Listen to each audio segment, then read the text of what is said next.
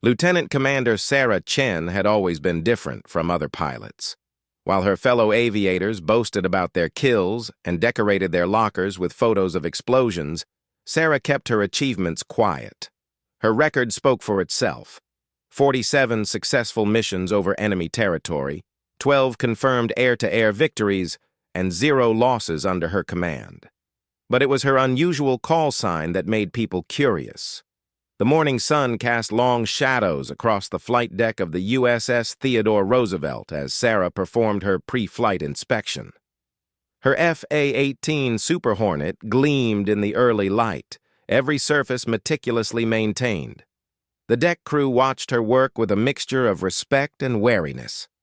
They had heard the stories, seen the mission reports, but Sarah herself never spoke about what earned her the call sign that made seasoned warriors uncomfortable.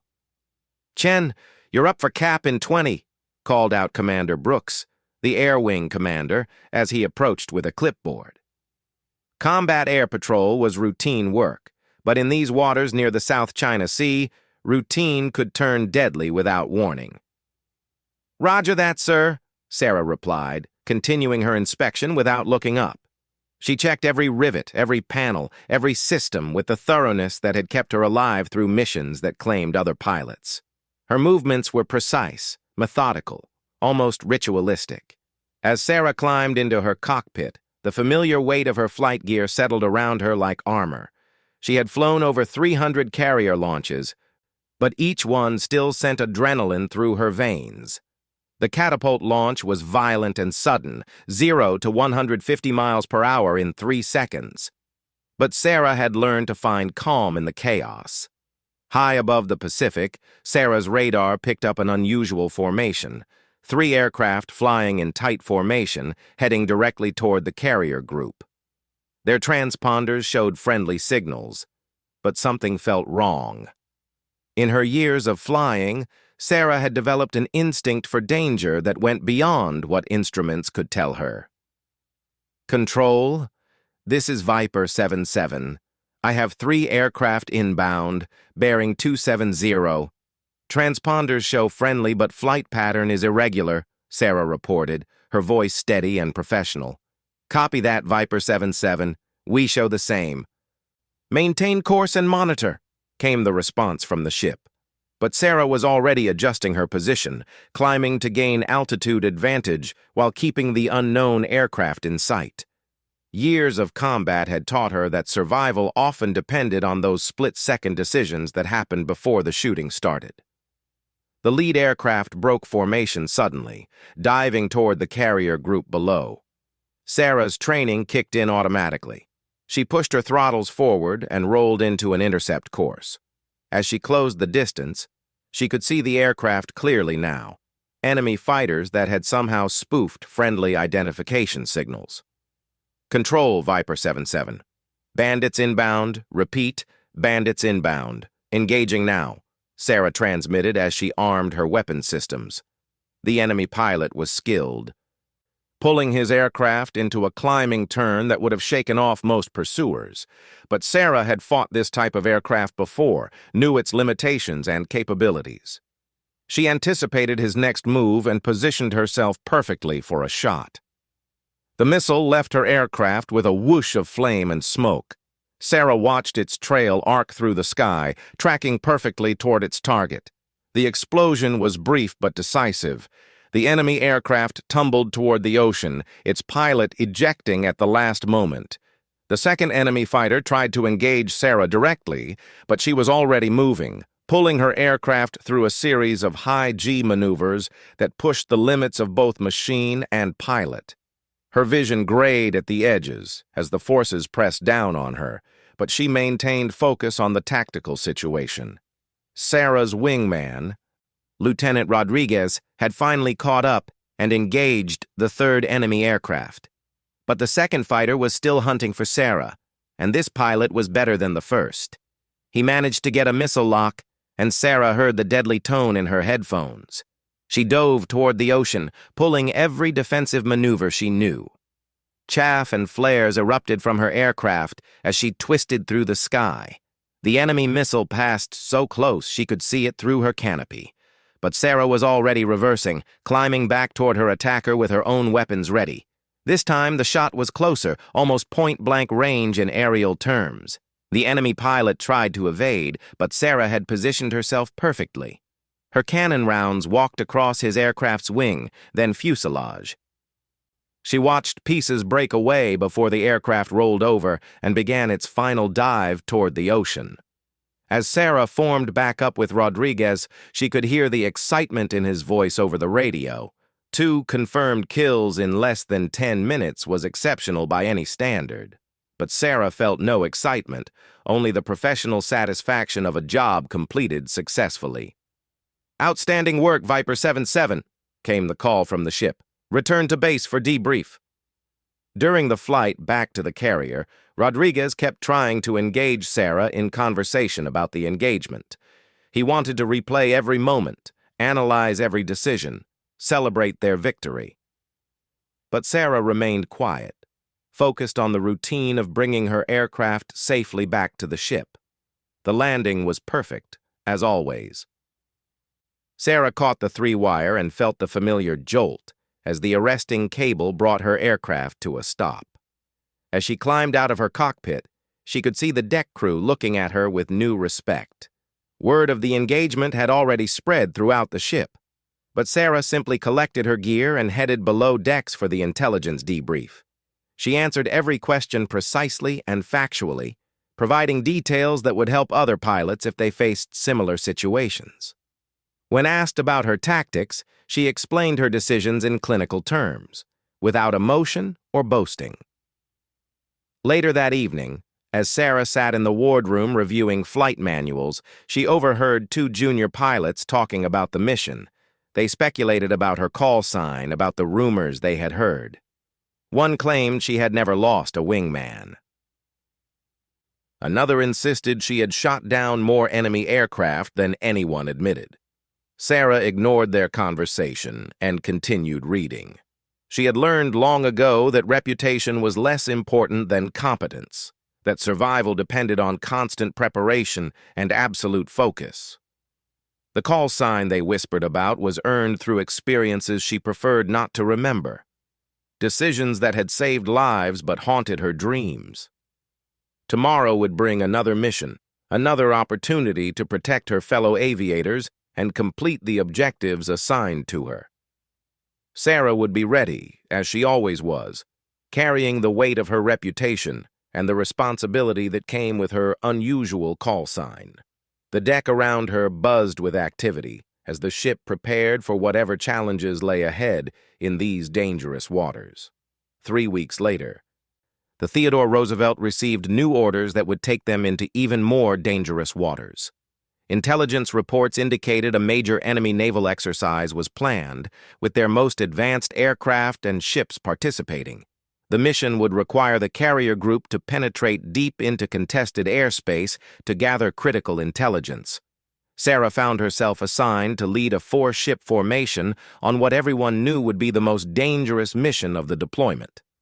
The briefing room was packed with pilots, intelligence officers, and senior commanders. Charts covered every wall, showing enemy positions, radar coverage, and planned flight routes. "The target is their new carrier," explained Commander Brooks, pointing to a large red symbol on the chart. "Intelligence needs photos of their flight operations and any new aircraft they might be testing. The window is narrow. We get one shot at this." Sarah studied the mission parameters carefully. The enemy would have multiple layers of defense, including their best pilots flying their most advanced aircraft. The timing would need to be perfect to avoid the worst of their combat air patrols while still accomplishing the mission objectives. As the formation leader, Sarah would be responsible for 3 other pilots: Rodriguez, whom she had flown with before; Lieutenant Kim, a skilled but inexperienced pilot on her first major mission; and Lieutenant Commander Patterson, a veteran with over 200 combat missions who had volunteered for this assignment specifically to fly with Sarah. The night before the mission, Sarah reviewed intelligence reports until well past midnight. She memorized enemy radar positions, studied photographs of their aircraft, and planned multiple escape routes for different scenarios. Her reputation for bringing everyone home had been built on this kind of preparation, leaving nothing to chance. At dawn, the 4 aircraft launched from the Roosevelt in perfect formation. Sarah led them on a low-level route that would keep them under enemy radar for as long as possible. Flying just 50 feet above the ocean surface, they raced toward their objective at nearly the speed of sound. "Maintain radio silence until we reach the initial point," Sarah transmitted to her flight. From this point forward, they would communicate only when absolutely necessary. The enemy would be listening for any electronic emissions that might reveal their presence. 2 hours into the flight, Sarah's radar warning receiver began to chirp softly. Enemy radar was sweeping the area, but they were still too far away to get a solid lock on the low-flying American aircraft. Sarah adjusted their course slightly to avoid the strongest radar beams while maintaining their timeline. As they approached the target area, Sarah could see the enemy fleet spread across the horizon. Their carrier was impressive, nearly as large as an American supercarrier, with aircraft visible on its deck. But surrounding it were cruisers, destroyers, and submarines that bristled with anti-aircraft weapons. "Cameras hot," Sarah transmitted briefly, indicating that her flight should begin their intelligence gathering. Each aircraft was equipped with sophisticated sensors that could capture detailed images even from long range, but they would need to get closer to gather the most valuable intelligence. The first sign of trouble came from Patterson's aircraft. His radar warning receiver had detected multiple enemy fighters taking off from the carrier. They had been spotted, and now it was a race between completing the mission and escaping before the enemy could intercept them. "6 bandits launching from the carrier," Patterson reported tersely. "We've got maybe 10 minutes before they reach intercept position." Sarah made a quick decision. Rather than abort the mission, she would use the enemy's response to gather even more valuable intelligence. Their defensive tactics would reveal important information about their capabilities and procedures. "Continue mission," Sarah ordered. "Pattern Delta on my mark." Pattern Delta was a high-risk maneuver that would split the formation, allowing them to photograph different aspects of the enemy fleet while presenting multiple targets to confuse the defenders.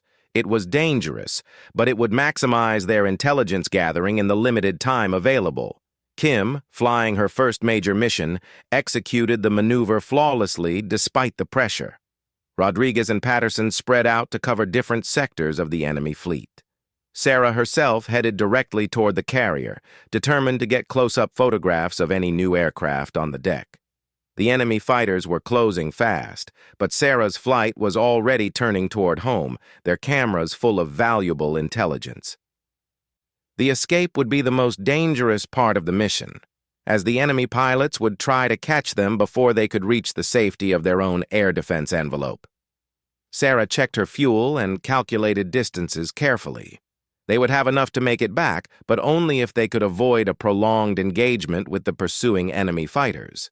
Speed and smart tactics would be more important than firepower in this situation. "Bandits at 6 o'clock, closing fast," Rodriguez reported. "They're in our most advanced fighters." Sarah glanced at her tactical display and saw 6 enemy contacts pursuing her formation. These pilots would be the enemy's best, flying their newest aircraft. But Sarah had advantages they might not expect: experience, superior training, and intimate knowledge of her own aircraft's capabilities. "Maintain course and speed," Sarah ordered. "Do not engage unless fired upon." The enemy formation was gaining slowly, but Sarah's flight was already entering the outer edge of friendly radar coverage. If they could maintain their lead for another 20 minutes, they would be within range of assistance from the Roosevelt's fighter patrols. The enemy leader finally got within missile range and fired. Sarah saw the launch signature on her displays and immediately ordered defensive maneuvers. All 4 American aircraft broke in different directions, dispensing chaff and flares while pulling high G turns that stressed both pilots and machines. Kim, the inexperienced pilot, made a small error in her evasive maneuver that left her momentarily vulnerable. An enemy fighter capitalized on the mistake and launched a missile that tracked perfectly toward her aircraft. Sarah watched the deadly geometry developing and realized that Kim would not be able to evade in time. Without hesitation, Sarah reversed her turn and dove toward Kim's position. She arrived just as the enemy missile reached its target, placing her own aircraft between the weapon and Kim's fighter. The missile proximity fuse detonated just meters from Sarah's aircraft, filling the air with deadly fragments. Sarah felt her aircraft shudder as shrapnel peppered her fuselage and wings. Warning lights illuminated her cockpit as hydraulic pressure dropped and electrical systems began to fail. But Kim was safe, protected by Sarah's intervention, and all 4 aircraft were still flying. "Thanks, boss," Kim transmitted briefly, her voice shaky with emotion. Sarah was already assessing her damage and planning for an emergency landing back on the carrier. Her primary flight controls were still functional, but backup systems would be needed for landing. She could make it home, but it would require all her skill and experience. The enemy fighters had broken off their pursuit as the American formation entered friendly airspace. Sarah's gamble had worked. They had completed their mission and brought back valuable intelligence about enemy capabilities and procedures. The photographs would provide crucial information for future operations in the region. As they approached the Roosevelt, Sarah began her approach with careful precision. Landing a damaged aircraft on a carrier deck at sea required split-second timing and absolute concentration. The deck crew was ready for her emergency landing, with firefighting equipment positioned and medical teams standing by. The landing was perfect despite her damaged aircraft. Sarah caught the 2-wire and felt her fighter come to a controlled stop. As she climbed out of her cockpit, she could see the extent of the damage. Dozens of holes peppered her aircraft's skin, and hydraulic fluid dripped onto the deck. The intelligence debrief lasted for hours as analysts pored over the photographs and sensor data. The mission had been an overwhelming success, providing detailed information about enemy capabilities that would influence American strategy in the region for years to come. But it was Sarah's actions during the engagement that created the most discussion among the pilots and crew. Her willingness to risk her own aircraft to protect Kim demonstrated the kind of leadership that made other aviators want to fly with her. Word of her sacrifice spread throughout the ship, adding another chapter to the legend of her call sign. 2 months after the intelligence mission, the Roosevelt was ordered to port for a major refit and crew rotation. Sarah found herself reassigned to Naval Air Station Oceana for a new role as an instructor pilot. The transition from combat operations to training was significant, but her reputation had preceded her to the training squadron. Admiral James Mitchell, a decorated Navy SEAL who had recently been promoted to oversee special operations training, was visiting the air station to observe advanced tactical training exercises. Mitchell was known throughout the Navy for his direct approach and his ability to assess personnel quickly and accurately. The Admiral arrived during a particularly challenging training scenario that Sarah was supervising. 12 student pilots were conducting simulated air-to-air combat against experienced instructors playing the role of enemy fighters. The exercise was designed to push the students to their limits while maintaining safety margins. Sarah stood in the operations center, monitoring multiple radio frequencies while tracking the positions of all aircraft on large tactical displays. Her calm voice guided students through complex tactical situations, offering advice and corrections that would make them better combat pilots. "Viper 2-3, you're extending too far from your wingman," Sarah transmitted to one student. "Close it up and maintain mutual support." Admiral Mitchell observed her teaching methods with interest. He had read her service record before arriving, noting her exceptional combat performance and her recent mission successes. But seeing her in action as an instructor revealed different aspects of her professional competence. One of the student pilots, Lieutenant Johnson, found himself in serious trouble during the exercise. Simulated enemy fighters had isolated him from his wingman, and his defensive maneuvers were becoming increasingly desperate. In a real combat situation, he would likely be shot down within minutes. Sarah recognized the developing situation and began coaching Johnson through a series of complex maneuvers that would allow him to escape the trap. Her instructions were precise and calm, guiding him step by step through tactics that required perfect timing and execution. "Johnson, reverse your turn now and dive to Angels 15, Sarah directed. "Your wingman will be in position to cover you in 30 seconds. The maneuver worked perfectly. Johnson escaped the simulated engagement and rejoined his formation, having learned valuable lessons about situational awareness and mutual support. The exercise continued for another hour, with Sarah managing the complex tactical scenario while ensuring that each student gained maximum training value from the experience. After the exercise concluded and the aircraft had landed safely, Admiral Mitchell approached Sarah in the debrief room. The students were analyzing their performance with other instructors, reviewing video footage, and discussing lessons learned. "Impressive work out there," Admiral Mitchell said as he introduced himself. "I've been watching your training methods and I'm curious about your background." Sarah provided a brief summary of her service history, focusing on her training qualifications and experience rather than her combat record.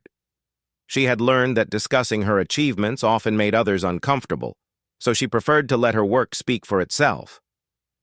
"I see you have quite a reputation among the pilots here," Mitchell continued. "They seem to have a great deal of respect for your abilities. What's your call sign?" The question was asked casually, almost as an afterthought. Mitchell had heard various call signs during his military career, some humorous, others descriptive of pilot characteristics or memorable incidents. He expected something typical for a successful female pilot. "Iron Widow, sir," Sarah replied matter-of-factly, as if it were the most natural thing in the world. The Admiral's expression changed immediately. The casual smile disappeared from his face, and his posture became more formal. He stared at Sarah for a long moment, clearly recognizing the significance of that particular call sign. Admiral Mitchell had heard about Iron Widow during classified briefings about naval aviation operations. The name was associated with a pilot who had an unprecedented record of mission success combined with an unusual pattern of pilot losses among enemy forces. Intelligence analysts had noted that enemy units seemed to suffer higher casualties when engaging with aircraft flown by Iron Widow. But the most disturbing aspect of the intelligence reports was the pattern of what happened to enemy pilots who engaged Iron Widow and survived. Many requested transfers away from combat units. Some reported psychological trauma that affected their ability to fly effectively. A few had simply disappeared from enemy rosters, presumably unwilling to risk another encounter. "Iron Widow," Mitchell repeated slowly, his voice carrying a mixture of respect and wariness. "I've heard that name in some very interesting briefings." Sarah nodded, but offered no additional information.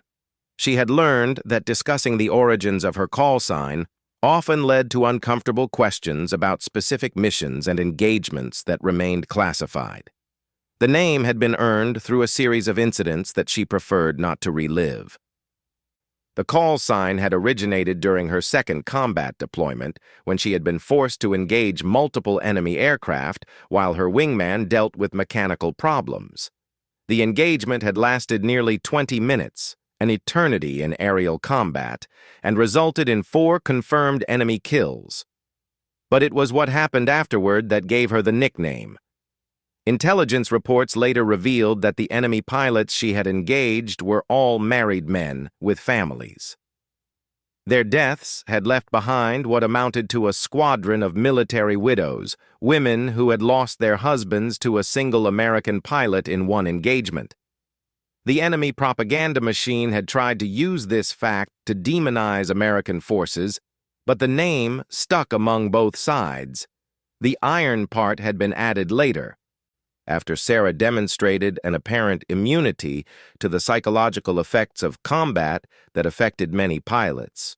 She never seemed to suffer from the stress, doubt, or hesitation that could be fatal in air-to-air combat. Her decision-making remained clinical and precise regardless of the tactical situation or personal danger. Mitchell understood now why the other pilots treated Sarah with such a mixture of respect and caution. Her reputation was built on genuine combat effectiveness, but it came with implications that made people uncomfortable. She was exactly the kind of pilot that military leaders wanted in their squadrons, but hoped they would never need to employ at full capacity. "How do you find the transition to training?" Mitchell asked, changing the subject to something less sensitive.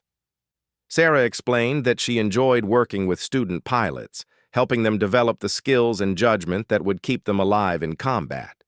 Teaching required different abilities than fighting, but both involved understanding complex tactical situations and making decisions under pressure. The conversation was interrupted when Lieutenant Kim approached them. She had recently completed her training and was preparing for her first operational deployment. The mission where Sarah had saved her life had bonded them in a way that transcended normal instructor-student relationships. "Ma'am, I wanted to thank you again for everything you've taught me," Kim said to Sarah. "I feel ready for whatever comes next." Mitchell observed the interaction with interest. He could see genuine respect and affection between the two pilots, but also something deeper, an understanding that transcended words. Kim knew that Sarah had risked her own life to save her, and that knowledge had shaped her development as both a pilot and a person. After Kim left, Mitchell turned back to Sarah with a thoughtful expression. "The students here are lucky to have you as an instructor. Your experience provides them with insights they can't get anywhere else." Sarah acknowledged the compliment, but remained focused on her responsibilities. She had 3 more training flights scheduled that day, each designed to challenge the students while building their confidence and competence. The work was important, perhaps more important than her previous combat missions.